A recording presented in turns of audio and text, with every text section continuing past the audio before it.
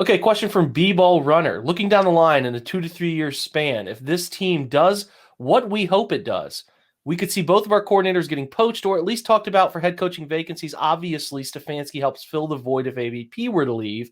If Coach Woods were to leave, the defensive coordinator, due to the success or failure, does Chris Kiffin, who is the defensive line coach currently, believe in a scheme similar to, at least rooted similarly to what his father did?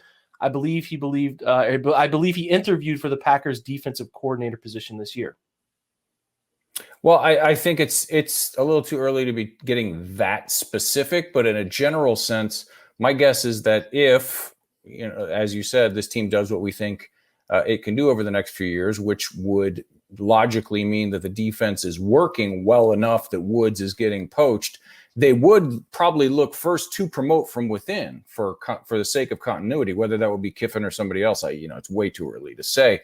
But I would imagine that would be their first choice. And if they did have to go outside the organization, I would imagine they'd look for somebody with or at least from a similar system, because much like you and I have talked about with Baker Mayfield and the offense, how continuity and all that stuff really helps. Situation matters. It's the same for the defense. I mean, I'll say this. If it comes to that, I'd be very surprised if Andrew Berry didn't exhaust every possibility for the sake of continuity before bringing in somebody that would make any kind of significant changes.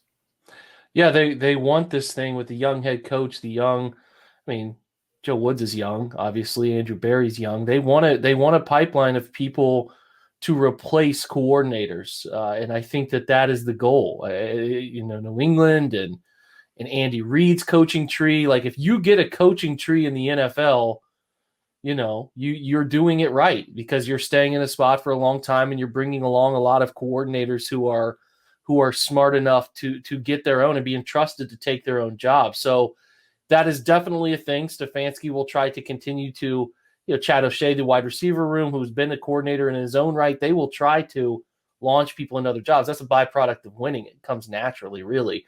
And if the Browns do it for the long haul and these guys are young, you would hope that Stefanski is building a coaching tree and doing it right the same way, you see in New England. So there will be guys given opportunities, names we don't even know right now, that if they do, like I said, if they do this thing right over the long haul, there will be opportunity. Chris Kiffin, I don't know. I'm sure he is spent plenty of time talking to Monty Kiffin, who's the founder of a lot of smart football schemes we still see today. So I'm sure there's something to that element. There are other smart defensive minds in that building that get talked about a lot. Defensive backs coach obviously featured a lot. So it's I'm not worried about it. I think that they'll do the right thing here and get collectively their guys to believe in the funnel up approach. And I think coaches stick around too, Steve. They stick around places they see launching pads for their career. That's a big thing. That was what I really liked about nobody leaving this year. They're like, 11 wins, playoff win, young coach, young GM. I see where this can take me in my career. I'm going to stick around this place, even though somebody else comes knocking on the door. So it has a chance, as we sit currently, June 1st, crazy enough now, it has a chance to really springboard into a lot of down the line coaches if it goes the way many people think it will.